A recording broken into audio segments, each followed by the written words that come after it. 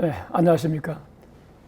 코로나19가 발생한 지도 수개월이 지났는데, 최근에 여러분들 많이 들으시겠지만은, 일본, 말레이시아, 여러 나라 국가에서 코로나19 변종이 새로 나왔다. 그래서, 과연 이 돌연변이가 어떻게 이 팬데믹을 더 악화시킬 것인지, 여기에 대해서 불안과 여러 가지 공포에 많이 휩싸여 있을 줄로 믿습니다. 근데 오늘은 돌연변이에 대한 오해와 편견에 대해서 여러분과 함께 지식을 나누고자 합니다. 이 과학 소설 바이러스를 대상으로 한 영화가 굉장히 많이 나왔죠. 여기 보시는 여러 가지 인베이전, 감기, 컨테이전 이런 영화를 보신 분들이 알겠지만 이곳에서 바이러스는 굉장히 하나의 공포스러운 그러한 실체로 느껴지고 있습니다. 이런 과학 소설 영화가 오히려 돌연변이에 대해서 오해를 심어준 그러한 일면이 있습니다. 그래서 오늘은 돌연변이가 정확히 어떤 것인지에 대해서 한번 생물학적인 의미를 말씀드리겠습니다. 실제로 돌연변이는 모든 생명체의 진화의 원동력입니다. 우리 사람을 비롯해서 바이러스도 마찬가지고요. 이 돌연변이는 무작위적으로 일어나고요. 가령 여기 딱정벌레가 있었는데 어느 날 돌연변이가 돼서 색깔이 두 개가 다른 돌연변이가 있다고 했을 때 초록색 딱정벌레를 잡아먹는 새가 천적이 존재할 때 당연히 초록색 딱정벌레가 줄어들겠죠.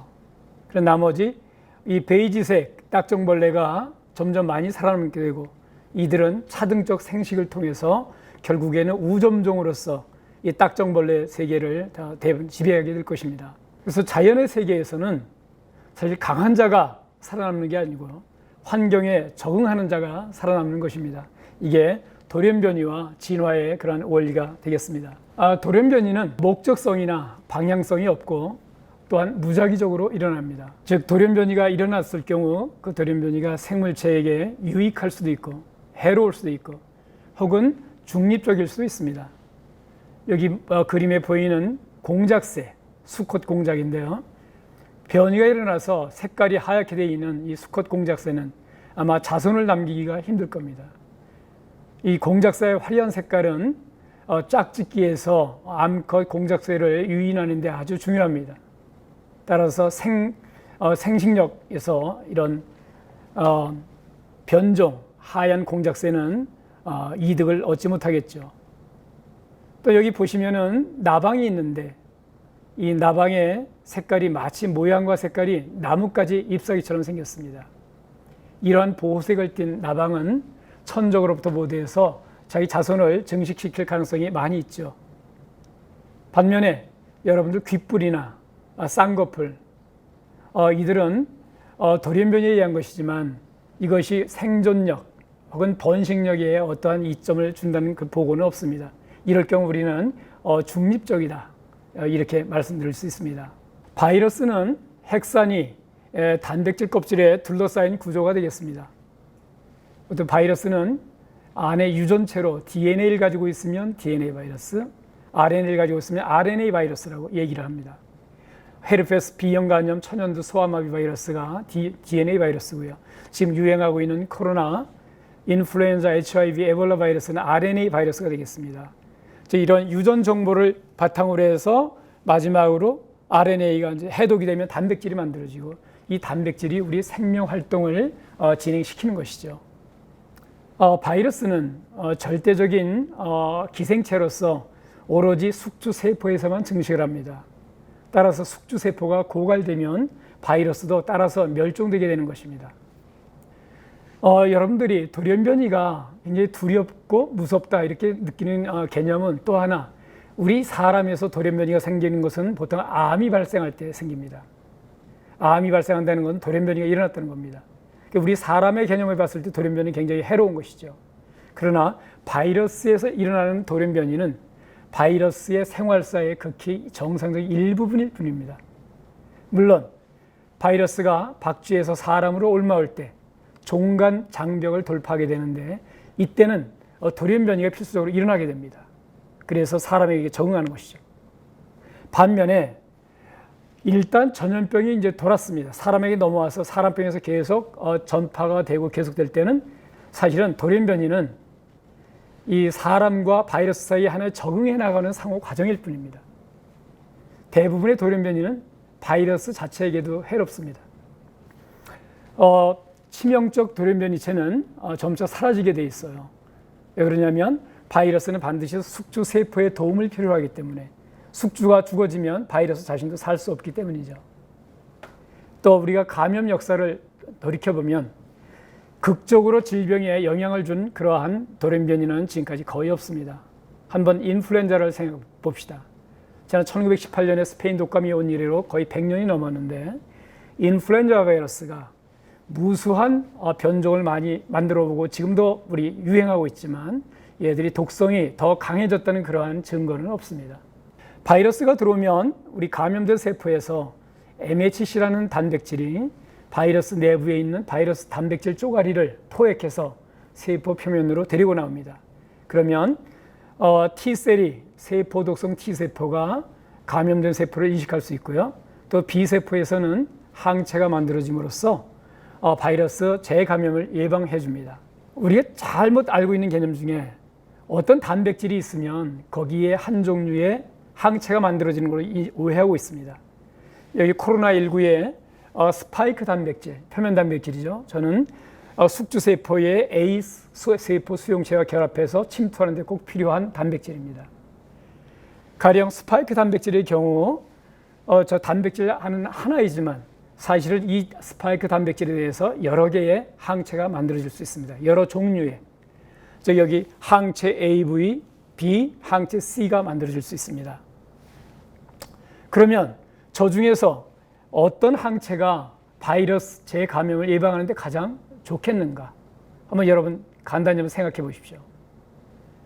당연히 항체가 C가 세포 수용체와 결합하는 부위일 겁니다. 그러니까 저기에 항체가 스파이크 단백질에 결합을 하면 중화작용을 일으켜서 재감염이 안 되는 것입니다. 물론 항체 A 혹은 항체 B도 위치는 조금 다르지만 어느 정도 도움을 줄 수는 있습니다. 그러니까 우리가 백신 주사를 맞았을 때 항체가 생겼다. 나는 무조건 보호된다. 이런 개념은 아닌 거죠. 다행히 항체 C가 많이 생겼으면 보호작용이 더 뛰어날 테고, 항체 A 혹은 항체 B가 많이 생겼으면 이 사람들은 100% 재감염에 보호된다고 장담할 수 없습니다. 그럼 여러분 또 하나, 그럼 당연히 여러분들은 이 중에서 가능하다면 항체 C를 갖기를 원할 겁니다. 그러나 그건 우리 마음대로 되는 것은 아니고요. 그러면 반대로 스파이크 단백질의 어느 부위에 돌연변이가 일어나면은 바이러스 전파에 영향을 줄까? 어느 부위겠습니까? 항체 C가 결합하는 부위겠죠. 만약에 항체 C가 결합하는 부위에 스파이크 단백질의 돌연변이가 생기면 더 이상 항체가 인식을 하지 못하기 때문에 중화작용을 할 수 없어서 재감염에 취약하게 됩니다. 세포 독성 T세포는 감염된 세포를 색출해서 살상하는 역할을 합니다.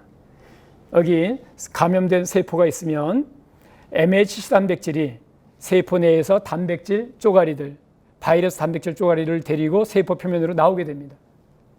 그런데 MHC 단백질 자체는 적과 아군을 구별할 수 있는 능력이 없어요. 단지 단백질 쪼가리만 포획해서 세포 표면으로 가지고 오는 역할을 하죠. 그러면 누가 적과 아군을 판별하는가? 바로 세포 독성 T세포가 이 MHC에 결합된 단백질이 바이러스인지 아닌지를 알 수 있습니다. 만일 바이러스 단백질이라고 생각하면 세포 독성 T세포가 감염된 세포를 죽여버리고, 그럼 그 안에 있던 바이러스는 따라서 죽게 되는 것입니다. 이런 의미에서 MHC 단백질은 마치 정보 수집원이라 할 수 있고, 세포 독성 T세포는 아군인지 적군인지를 판별하는 판사라고 우리가 부를 수 있겠습니다. RNA 바이러스에서 돌연변이는 매우 평범하게 매 복제 때마다 일어나는 자연스러운 현상입니다. RNA 복제 요소는 DNA 복제 요소와는 달리 에러왕이에요. 왜냐하면 교정 기능이 없는데, 여기 보시면 우리 모든 생명체의 유전체는 4개의 염기 A, C, G, T 4개로 구성되어 있습니다.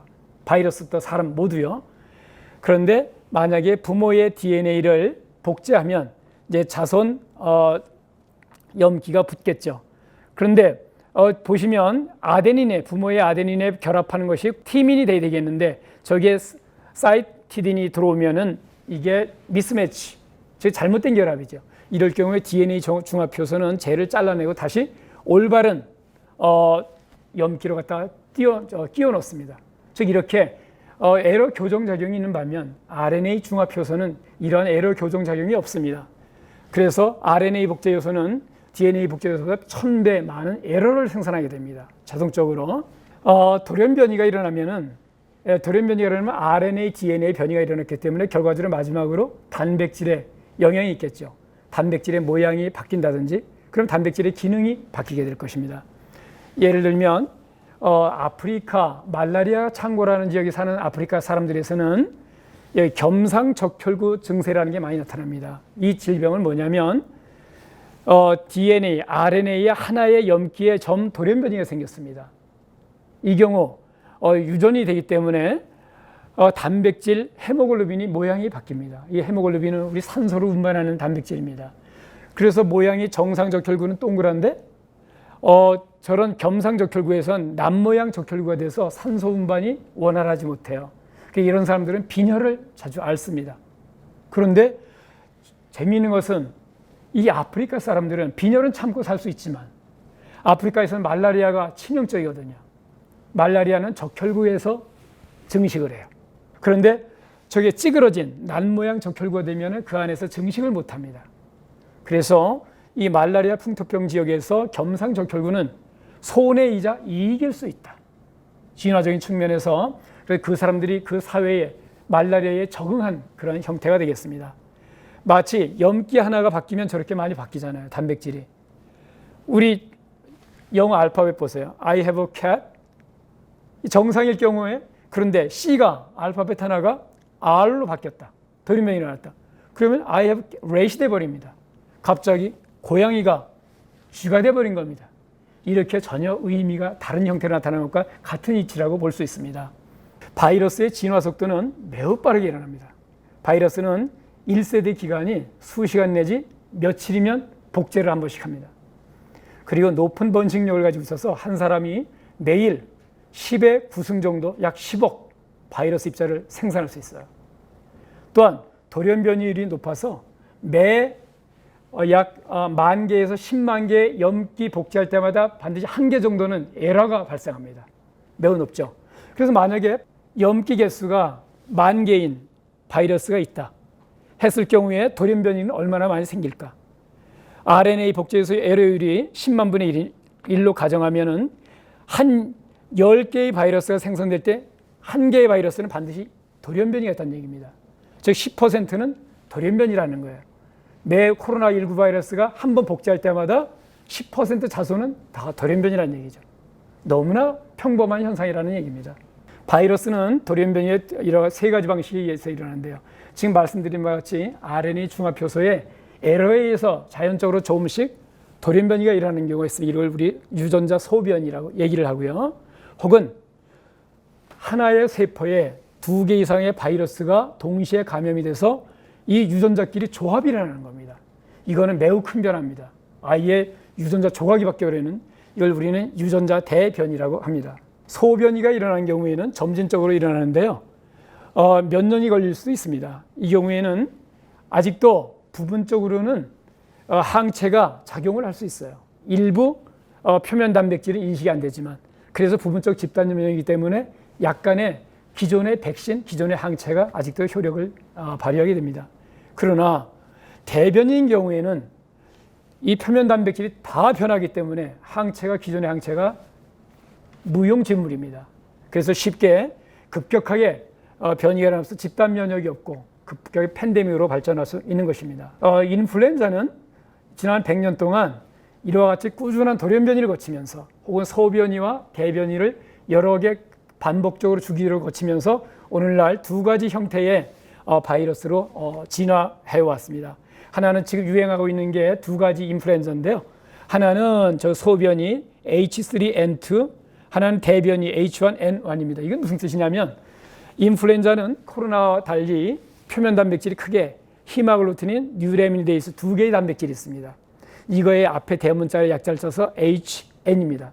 그런데 지금까지 발견된 게 H 변종은 18개, 그 다음에 N 변종 11개의 A형이 발견됐습니다. 그리고 이들 조합이 되면은 다 다른 인플루엔자예요. 조합이 196이죠. 18 곱하기 11이니까.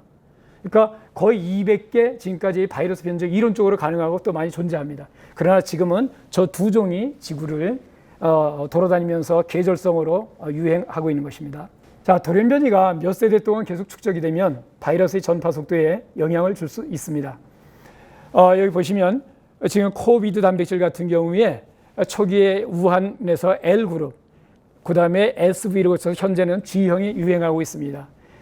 보시면 2월 20일까지는 전 세계적으로 D614라는 스파이크 단백질을 가진 A형, 그 이후로는 G614 폼이 유행하고 있는데요. 이는 바이러스의 스파이크 단백질의 전파력에 증가시킨 것으로 판정되는데, 다행인 것은 독성에는 아무런 변화가 없었습니다. 과연 인간이 바이러스 진화 속도를 감당할 수 있을까? 이렇게 빠른데, 우리 인간은 1세대가 30년이고요. 잘해야 기껏해야 2명 자손을 낳고, 그래야 30년 동안 두 차례밖에는 자연적으로 돌연변이를 일으킬 기회가 없습니다. 유전자 조합에서 나의 자식을 통해서 이것이 진화하는 것이거든요. 그러니 바이러스를 어떻게 따라갈까요? 저 진화 속도를.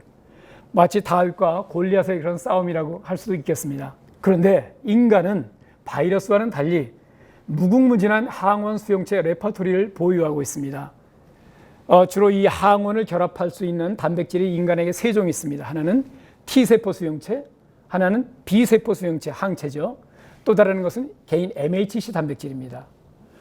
얘들이 무려 T세포 수용체가 우리 몸에 10에 16종. 저는 하도 숫자가 엄청나서 저게 얼마인지 잘 모르겠습니다. 아마 넘을 겁니다. 항체도 10에 16종까지. 비록 우리 개인은 12종의 MHC를 갖고 있는데, MHC가 76억 지구 인구 중에서 서로 같은 사람은 한 명도 없어요.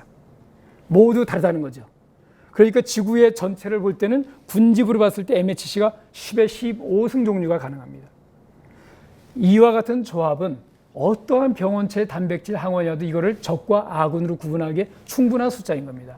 그래서 우리 인간은 바이러스와는 달리 이런 식으로다가 대처를 하게 되는 것입니다. 그래서 바이러스와 사람이 어떻게 이 한 발 앞서기 게임 경쟁을 하는가? 한번 예를 들어보겠습니다. 파푸아뉴기니는 여러 가지 이러한 유전, 질병을 연구하기 좋은 장소예요. 고립된 장소이기 때문에. 근데 파푸아뉴기니에서 60%는 MHC 일종인 HLA-A11 유전자가 무려 60%가량 갖고 있어요. 사람들이. 저건 엄청나게 높은 빈도입니다. 그런데 이 HLA-A11 MHC는 어떤 일을 하느냐? 바로 저 MHC에서 에브나완이라는 EBV의 단백질의 항원을 꽉 포획하는 일을 해요. 그래서 세포 독성 세포에게 알려주죠. 세포 독성 T세포에게. 그런데 봤더니 이제 인간이 적은 건데, 최근에 보니까 이번에는 에브나완 단백질이 변이가 일어났어요. 그러니까 기존에 있던 MHC, HLA-A11이 쓸모가 없어지고 있습니다. 그러니까 이와 같이 EBV가 한 걸음 앞서갔다가 진화적으로 인간이 한 발 앞서가고, 그 다음에 다시 또 바이러스가 변이되면 반대로 되고, 계속 이렇게 시소 게임을 하면서 우리는 진화를 하고 있다고 보면 되시겠습니다. 그럼 끝으로 MHC 유전자가 다양하면 어떤 이점이 있는가 한번 살펴봅시다. 여기 MHC 유전자 두 개를 보여줬습니다. A, B를 보여줬는데요. 만약에 아버지, 어머니로부터 똑같은 종류의 MHC를 물려받았다. 그러면 MHC, BB, AA겠죠. 자, 그러면 MHC 유전자가 다양하면 바이러스와의 경쟁에서 어떤 이점이 있는지 한번 살펴보겠습니다. MHC-A가 우리가 12개가 있다고 했는데, 여기선 편의상 저희가 2개만 해보는 겁니다. 하나는 아버지한테서, 하나는 어머니한테서 왔다고 가정을 해봅시다. 그랬을 경우에 이 MHC 두 중에 A가 바이러스 항원을 포획할 수 있는 것이라고 해본다면, MHC-A를 갖고 있는 사람은 그것은 바이러스가 창궐해도 걔를 제어할 수 있습니다. 그런데 BB인 사람은 이 바이러스에 대처할 능력이 없어요. 그러면 죽겠죠. 걸리면. 그런데 AA나 AB 둘 중에 하나만 있어도 이 사람은 개인적으로 살아날 수 있습니다. 근데 개인의 생존이 위협받을 수 있어요. MHC에 따라. 그런데 만약에 종족은 어떤가? 종족 차원에서는 저렇게 순종인 사람, 노란 사람, 둘 다인 사람은 위험하겠죠. 그래서 면역학적으로 순종은 생존에 매우 불리한 겁니다. 그래서 저희가 근친 결혼을 금지하는 그런 이유도 이와 같은 유전자의 다양성을 확보하기 위한 그런 하나의 전략이 되겠습니다. 자, 지금까지 돌연변이에 대해서 저희가 한번 알아봤습니다. 돌연변이가 우리 인간 자체의 질환만으로 봤을 때는 이것이 아주 질병으로 연결돼서 매우 위험한 것 같지만 긴 장기적인 관점에서도 돌연변이도 우리 인간도 돌연변이로 인해서 혜택을 입는 거죠. 수백 년, 수천 년의 그 기간 동안에 인간도 서서히 돌연변이라서 변해갑니다. 환경에 바이러스에 적응해 나가는 거고요. 바이러스도 마찬가지고요. 그래서 여러분께서 이 전염병 기간에 유행하고 있는 바이러스 돌연변이는 그렇게 우리가 우려할 만한 게 아니고요. 자연적으로 점점 바이러스가 숙주에 온화하게 유순하게 적응해 나가는 과정이다. 이렇게 이해하시면 되겠습니다. 고맙습니다.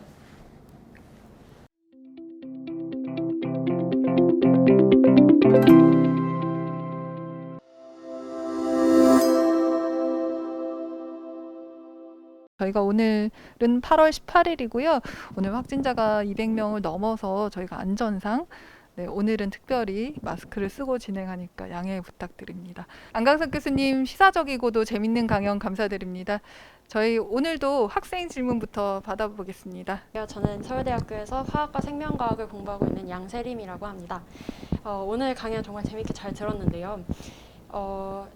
교수님 강연을 듣고 보니까 저희가 일반적으로 생각했던 것보다 돌연변이라는 게 바이러스에서 생각했던 것보다 더 많이 일어나고 있는 거더라고요. 그래서 아까 PPT에서 나왔는데 한 사람 안에서 한 사람의 감염자 안에서 10의 9승계 이상의 바이러스 입자가 매일 만들어지고 그리고 돌연변이 비율이 10의 -4승에서 -5승 정도 된다면 단순하게 생각했을 때 한 감염자 안에서 돌연변이를 가진 바이러스가 하루에도 몇만 가지가 만들어질 거라는 계산이 나오잖아요. 그럼 이렇게 많은 돌연변이가 일어나고 있는데 사실 저희가 뉴스에서 접하는 이번에 말레이시아에서 감염력이 10배가 증가한 바이러스가 나왔다. 이런 얘기가 나오는 돌연변이는 뭐가 특별해서 그렇게 집중을 받고 있는 건지 그런 거 궁금했습니다.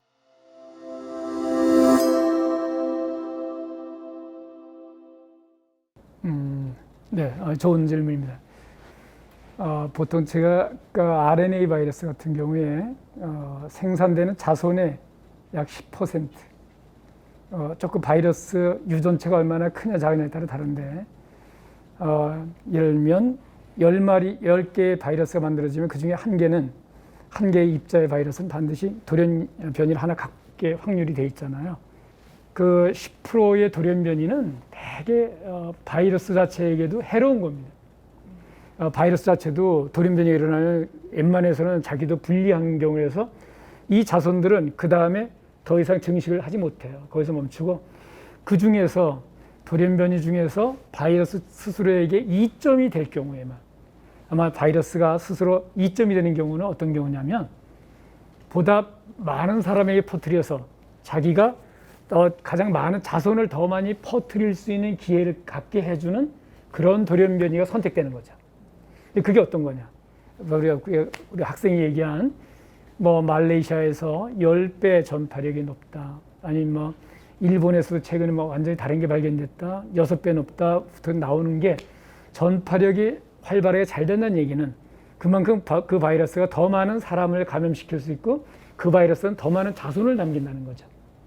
그러니까 그 중에서도 특히 전파력에 영향을 미치는 돌연변이는 선택이 되는 겁니다. 자연 선택에 의해서. 그래서 얘들이 나중에 점점 많은 자손을 퍼뜨려가서 다른 거를 압도하고 결국 지금은 이제 전체적으로 가장 전파이 잘 되는 바이러스만 살아남게 되는 거죠.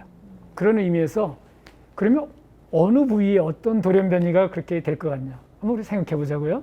우리가 관심 있는 거는 돌연변이 된다면 두 가지 걱정이 하나 없어요. 정말 슈퍼 전파. 너무나 쉽게 빨리 옮겨가는 경우 하나. 또 하나는 바이러스가 독성이 심해지는 경우. 이 경우잖아요. 그런데 아까 같이 빨리 옮겨가는 경우 같은 경우에는 주로 아까 표면 단백질, 스파이크 단백질이 직접 침투에 관련이 있거든요. 이 세포 안에 들어가는 이런 스파이크 단백질이 더 결합력이 수용체랑 강해진다든지 효율적으로 세포 안으로 잘 들어가게 만든다면 이 바이러스는 전파력이 더 세지겠죠. 그런데 이제 독성의 문제는 다릅니다. 만약에 독성이 더 세지는 그런 바이러스가 돌연변이 돼서 만들어졌다 할 경우에는 바이러스는 우리 숙주 주인인 세포를 해를 끼치면 이 스스로가 세포가 병들고 죽어버리면 자기 자손 증식에도 불리해요. 그러니까 일시적으로 그 독성이 강한 바이러스가 나올 수는 있어요. 물론. 그래서 피해를 입는 사람도 일시에 몇 명 됩니다. 그러나 장기적인 관점에서는 이 바이러스, 독성이 강한 바이러스는 결국 감염시킬 숙주가 줄어들게 될 겁니다. 그 나중에 자손 번창에 더 불리한 요건으로 되죠.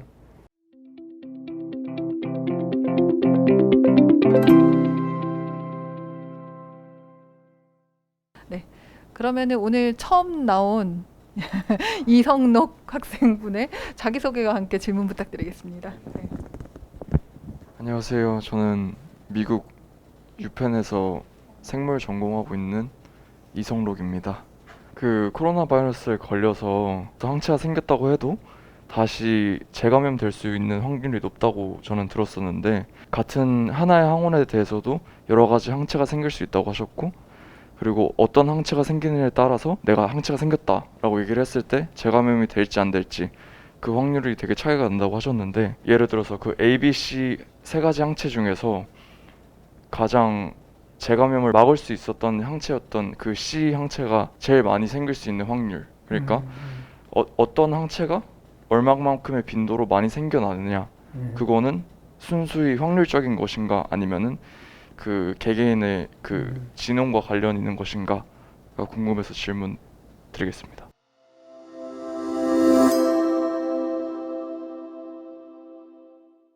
제 강의를 듣기 위해서 미국에서 여기까지 온 데 대해서 아주 매우 감사하게 생각합니다. 예. 우리 항체가 재감염을 어떻게 막는가, 거기에 대해서 두 가지 측면에서 생각을 해봐야 됩니다. 하나는 항체가 생겼을 경우에 그게 얼마나 오래 지속되느냐의 문제겠죠.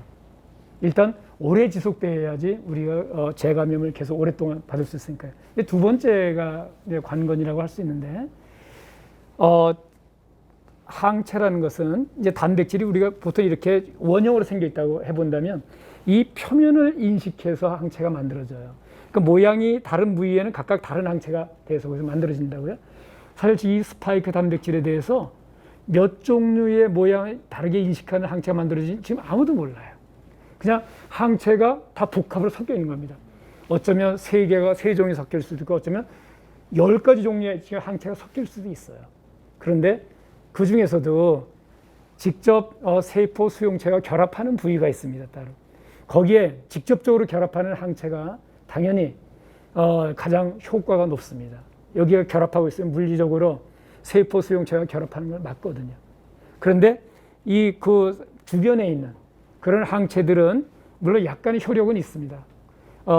그런데 얘들이 아까 같이 100% 열쇠와 자물쇠처럼 이렇게 맞아지는 그런 관계가 아니어도 조금은 보호는 되지만 확률은 떨어진다는 얘기죠. 그래서 지금 여러분들 우리가 각 세계 여러 회사에서 백신을 아주 경쟁하고 있습니다. 서로 먼저 만들려고. 지금 뭐 이상까지는 뭐 누가 우리 항체가 분명히 뭐 만들어졌다. 근데 사실 여기까지 해서 아직 환호하기는 일러요. 왜 그러냐면 아까 같이 어떤 종류의 항체인지는 몰라요. 그 사람들도. 이게 정확하게 세포 수용체의 결합을 막는 건지, 아마 옆에서 그냥 느슨하게 결합해서 적당히 한 20 내지 30%의 확률로만 막아주는 건지 이걸 모르죠. 물론 팬데믹에서는 단 10%만 효력이 있어도 당연히 쓸만한 가치가 있죠. 아직까지 저희가 한계를 갖고 있습니다. 그 항체 분야의 지식에 대해서는.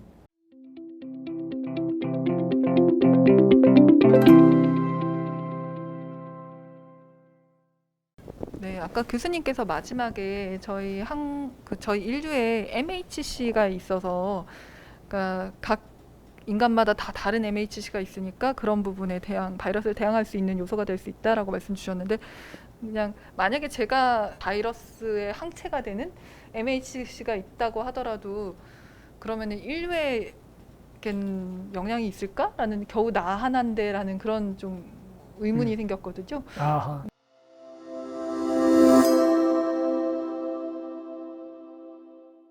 우리 개인이 MHC 단백질을 갖고 있어요. 그런데 아까 뭐 꼭 76억 인구 중에서 나 하나만은 아니에요. 그래서 따져보면 약 뭐 퍼센트로 하면 10%가량, 5%가량 그 중에서 하나는 서로 유사하게 일치하는 것들을 갖고 있어요, 서로.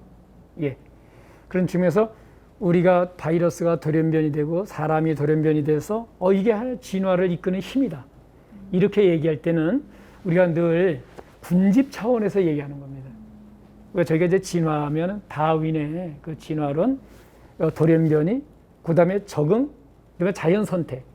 이거에 의해서 이런 이론에 따라서 우리 진화를 설명하고 있거든요. 개인의 한 사람의 생존은 거기에 그 개념에 포함시킬 수 없는 거고요. 군집 차원에서 그것이 더 유리한 형질이 있으면 그게 살아남는데 아까 제가 말씀드린 것 중에서 두 가지 경우가 예를 볼 수 있어요. 그 말라리아가 창궐하는 더 아프리카 열대지방에서는 유난히 우리 적혈구에 돌연변이가 그 헤모글로빈에 하나가 생기면은 난 모양이 되거든요. 근데 이렇게 난 모양이 된 사람이 그 지역에서는 생존에 유리한 겁니다. 근데 우리 같이 말라리아가 없는 데서는 지금 난 모양 적혈구가 없어요. 우린 다 정상 원형 적혈구라서. 근데 여기는 우리는 빈혈 환자가 없잖아요. 근데 거기는 빈혈이 다소 그것도 있지만 그러나 빈혈보다는 생존이 중요한 건데, 그죠? 그렇다면 왜 그 사람들이 거기에 난 모양 적혈구가 가진 사람들이 많았냐? 이게 어제 오늘의 얘기는 아닙니다. 지난 수백 년, 수천 년에 거기서 살아온 사람들이 이 적응을 한 거죠. 이런 사람들이 생존에 유리했기 때문에 이런 사람들이 선택을 받은 거예요. 그렇지 못한 사람들, 만약에 우리 같은 사람들이 거기 정상적인 말라리아 지대에 갖다 놓으면 우리는 생존의 위협을 받아서 우리는 거기서 자연 선택을 받지 못하고 사라지게 되겠죠. 그러니까 장기적인 관점에서는 역시 또 그런 진화, 자연과 선택을 말할 수 있구나. 또 하나 얘도 아까 제가 EBV, 림프종 바이러스거든요. 파푸아 뉴기니아에서 왜 이렇게 특별히 그 MHC 종류가 많은가? 이 사람들도 오랜 몇백 년, 몇천 년 동안에 거기에 적응해서 그 사람들이 선택적으로 지금 살아남았다고 보시면 되겠습니다. 진화적으로 의미 있는 동물이었습니다.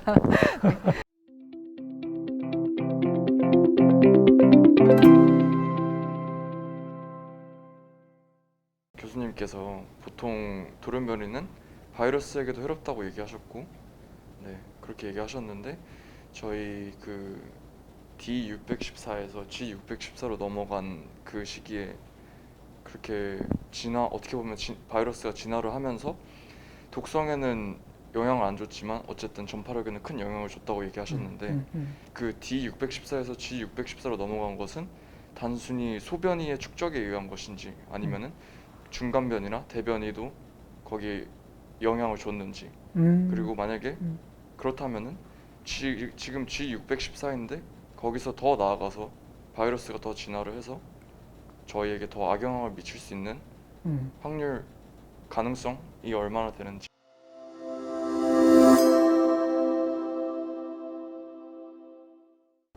초창기에는 팬데믹 초창기 2월 한 20일까지는 D614가 전 세계적으로 가장 이렇게 많이 돌아다녔습니다. 근데 거기서 변이가 일어난 거죠. 즉 코로나19 바이러스 같은 경우에는 모두 소변입니다. RNA 중합 효소가 돌연변이 에러를 나타내면서 한 거예요. 아까 제가 설명드린 대변이 같은 것은 지금 인플루엔자에서 잘 이제 예시가 되는 거고, 그거는 하나의 숙주세포에 서로 다른 바이러스 두 개가 동시에 감염될 때 유전자 쪼가리들이 재조합이 되는 거거든요. 지금 이 코로나19는 그렇지 않고요. 바이러스의 그 번식력, 생식력을 봤을 때 만약에 어떤 돌연변이가 조금이라도 생존하는데 이점이 있다 그런다면은 바이러스 진화가 엄청 빨라서 한 달 내에 전 세계적으로도 그 바이러스 돌연변이종이 뒤덮을 수 있습니다. 사람 포유동물이야 몇십 년, 몇백 년이 걸리겠지만, 근데 앞으로 이 G614가 마지막은 아닐 것이다. G614가 뭐라도 뭐 좀 더 어떻게 변하면 될지 모르겠는데, 근데 장담할 수는 없습니다. 돌연변이가 무조건 일어난다고 좋은 건 아니고요. 그러니까 돌연변이가 해서 숙주세포를 더 해치게 만든다든지, 혹은 다른 이유로 해서 한다면 바이러스가 불리한 거고요. 제가 봤을 때 전파 속도만 높인다고 해서 과연 그 바이러스가 얼마만큼 이점을 갖느냐, 그거는 가장 중요한 요소는 얼마만큼 감염시킬 수 있는 사람들이 남아있느냐, 여기에 달려 있을 거예요. 근데 만약에 집단 면역이 빨리 형성이 돼서 이제 감염시킬 수 있는 사람이 없어진다면 더 이상 그 전파 속도나 그런 것들이 느려지고 결국엔 종식될 거고요. 그러나 장기적으로 본다면 어떻게 돌연변이가 돼도 바이러스가 뭐 지금까지 뭐 치사율에 비해서 훨씬 더 강해진다. 저는 그렇게 보지는 않습니다. 그 인플루엔자 예를 들었는데요. 인플루엔자 1918년도 당시가 뭐 1억 명 정도 사망자를 냈어요. 근데 그 이후로 점점 우리가 집단 면역이 조금씩 축적이 된 것도 있겠지만 바이러스는 진화적 성격을 봅시다. 바이러스는 반드시 숙주세포의 도움을 필요로 하잖아요. 그러니까 바이러스는 굳이 자기가 독성이 강한 거를 내뿜으로써 숙주를 제거하려고 하는 바이러스는 결국 사라지는 거니까. 가장 바이러스 입장에서 지금 바람직한 건 코로나 입장에서는 독성은 없대, 전파는 잘 되는. 그래서 계절성 감기로 자리 잡는 거. 인플루엔자처럼. 그래서 인플루엔자가 가장 지금 진화가 잘 된 그런 바이러스로 생각을 하고 있어요. 우리 사람은 귀찮지만 바이러스 입장에서 본다면.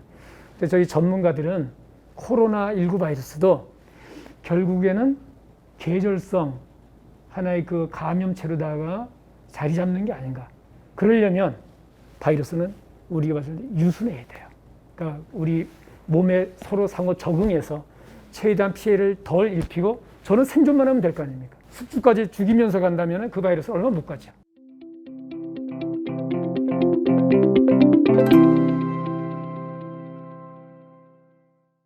바이러스 같은 경우는 시간이 지날수록 그 기세가 약해진다. 변이가 될수록 기세가 약해진다라고 말씀 주셨는데 이 코로나는 또 안 그런 것 같은 느낌이 지금까지는 든단 말이에요, 교수님. 그래서 혹시 그 말씀하신 정도의 그 기한이랄까? 그러니까 좀 많이 누그러질 정도는 언제쯤 될 수 있을지도 좀 사실 궁금합니다.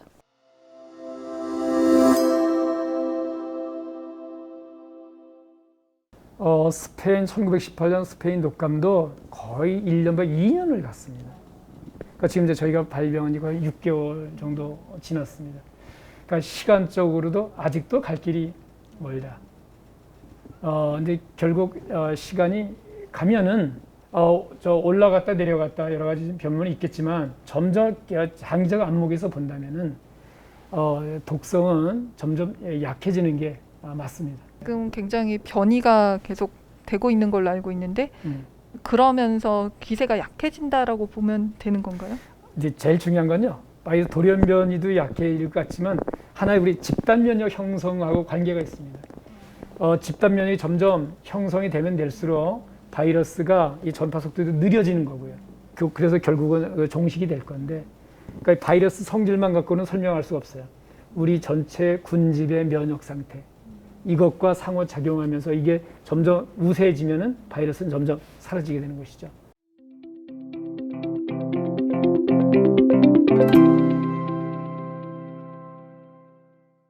항체의 지속력이라는 표현을 저는 처음 들었던 게 처음에 백신 개발 초기 단계에 있을 때 뭐 코로나 바이러스 백신이 항체를 만든다고 하더라고요. 지속되는 기간이 짧아가지고 만들기가 어렵다 이런 얘기를 들었던 것 같거든요. 그래서 그런 만들어지는 항체의 지속력을 결정하는 요인은 어떤 게 있는지, 왜 그런 문제가 생기는지 이런 게 좀 궁금했습니다.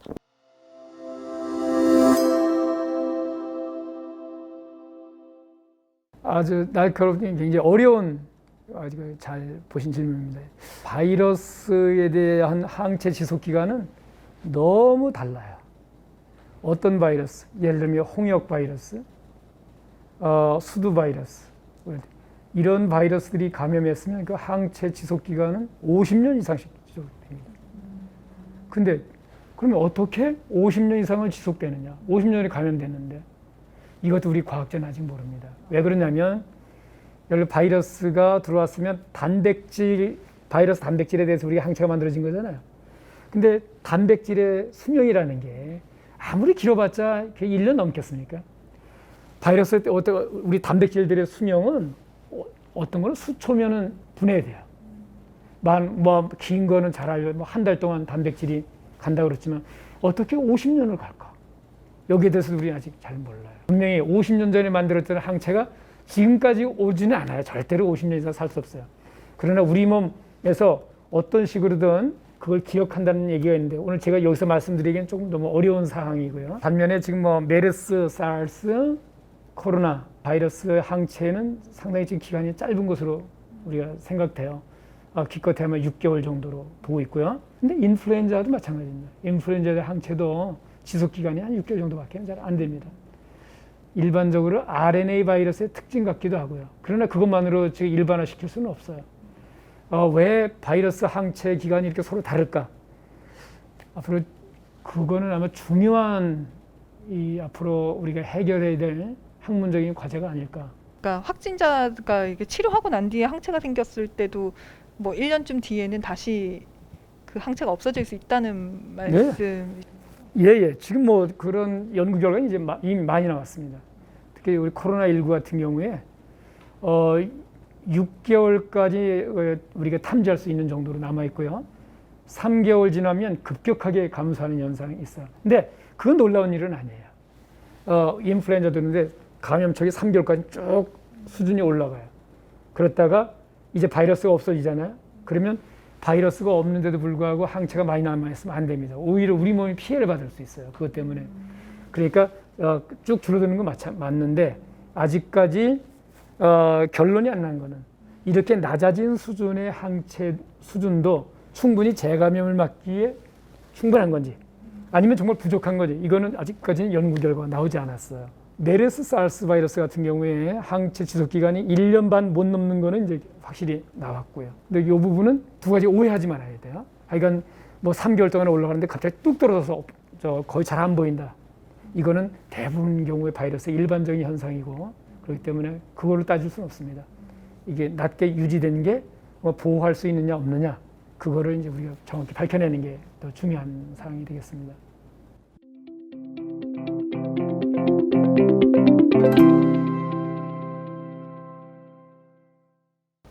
저희 재단에서 그 바이러스 강연을 1탄, 2탄 지금 이번이 3탄이신 건데요. 1탄, 2탄의 그 조회수가 아주 높았어요. 1탄이 특히나 굉장히 높았는데 네.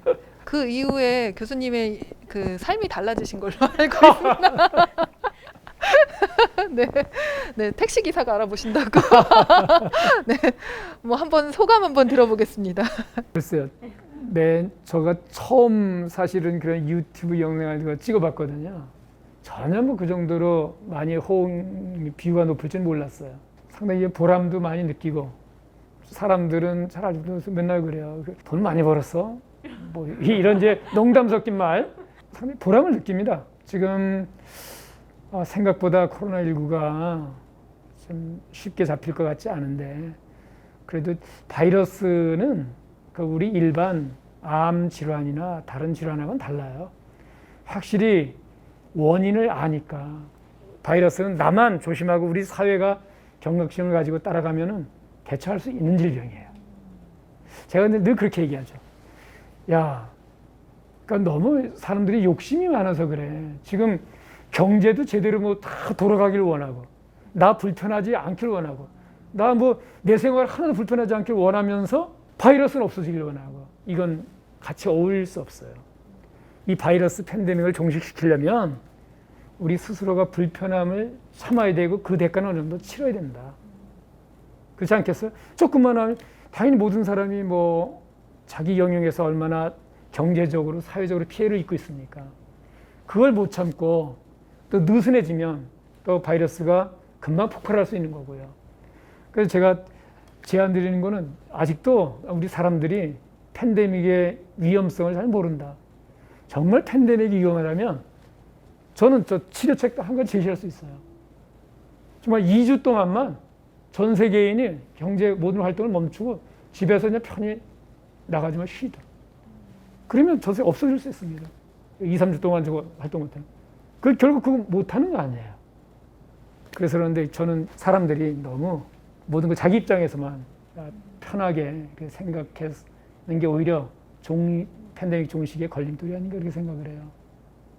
이 바이러스가 치명률이 매우 높은 바이러스다 했을 경우에 사람들이 이렇게 대처 안 할 겁니다.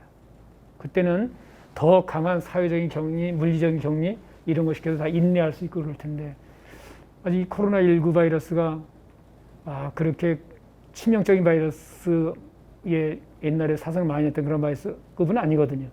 그러나 분명히 팬데믹으로서 뭐 감염력이 높으니까 저도 하루빨리 이 코로나19 팬데믹 종식이 좀 됐으면 좋겠습니다. 그 뷰는 안 올라도 좋으니까요. 유튜브에 뷰는 안 올라도 좋으니까 빠르게 좀 우리가 정상 생활로 다 바이러스를 제어해서 돌아갔으면 좋겠습니다.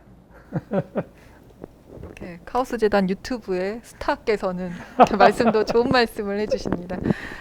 아니 저희가 제가 한마디 정말 드릴게요.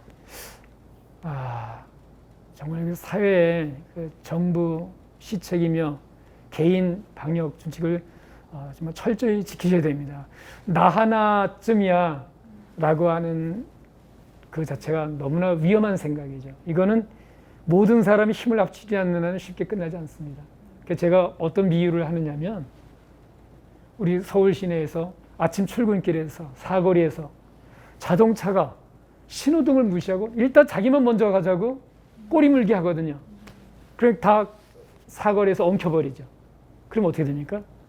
빨리 가려다가 다 지각해요. 회사 학교에. 난 그 원리랑 똑같은 것 같아요. 자기만 조금 편하고 조금 안 보이니까 마스크 벗고 하다 보면 결국 뭐 계속 잠복 감염 이렇게 유행하면서 끝나지 않는 거죠. 결국 자기한테 피해가 돌아오게 되는데 좀 전체적인 우리 시야에서 사회를 위하는 좀 마음을 좀 가져야 되지 않나 그렇게 생각을 해요. 지난 1탄 바이러스 강연 안광석 교수님께서 그 말씀하셨던 강연이 그 한 85만 이상 보셨잖아요. 그러면서 그때 굉장히 그 국민한테 퍼졌던 상식이 환기의 중요성이 퍼졌어요. 그래서 저는 교수님 덕분에 퍼졌다라고 저는 생각이 듭니다. 그래서 그런 면에서 우리나라가 조금 그 방역에 많은 도움을 주신 분이 아니신가라는 생각이 들어서 이 자리를 빌어서 정말 감사드립니다. 네. 그리고 오늘 좋은 말씀 해주신 두 분, 네, 양세림 학생, 이성록 학생, 네, 두 분께도 감사드립니다. 네, 고맙습니다. 예, 고맙습니다.